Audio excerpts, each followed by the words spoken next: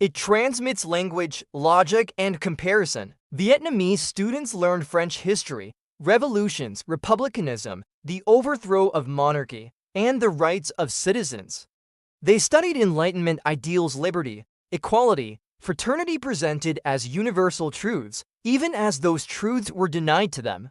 This contradiction was not lost on the educated Vietnamese elite. The colonial classroom became a place of quiet subversion.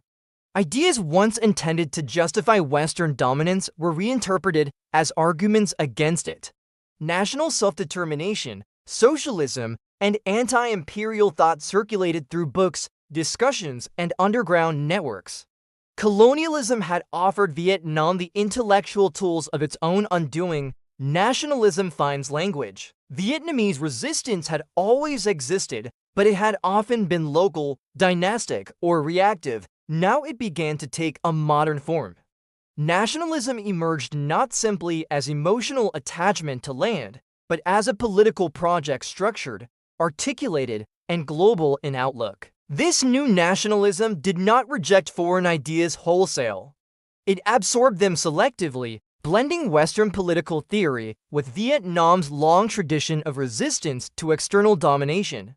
Independence was framed not as rebellion, but as historical correction. Communism, in particular, offered something uniquely powerful, a framework that explained exploitation, promised equality, and justified revolutionary action.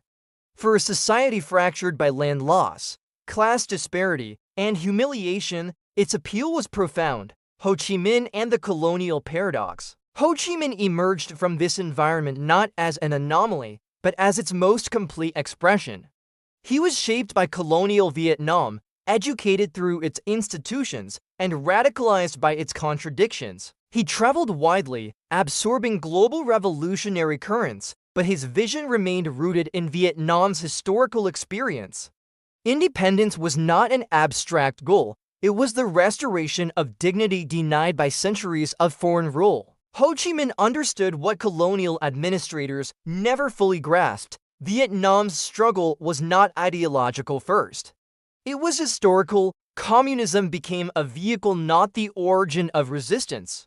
This distinction would later be profoundly misunderstood. World War II and the collapse of old power. As World War II ended, the global balance of power shifted dramatically. European empires were weakened. Colonial authority, once reinforced by the myth of permanence, lay exposed. In Vietnam, Japanese surrender created a vacuum. French authority had already collapsed in practice, even if not yet in name. Vietnamese revolutionary groups moved quickly, seizing the moment history had prepared for them. This was not opportunism, it was recognition. Vietnam had seen this pattern before. Empires falter, and resistance must act, the illusion of a new beginning. When declarations of independence followed, many outside observers interpreted events through a Cold War lens that had not yet fully formed. Ideology appeared to be the driving force. Communism seemed the explanation. But this framing missed the deeper reality. Vietnam was not reacting primarily to global ideological conflict. It was resolving a local historical one.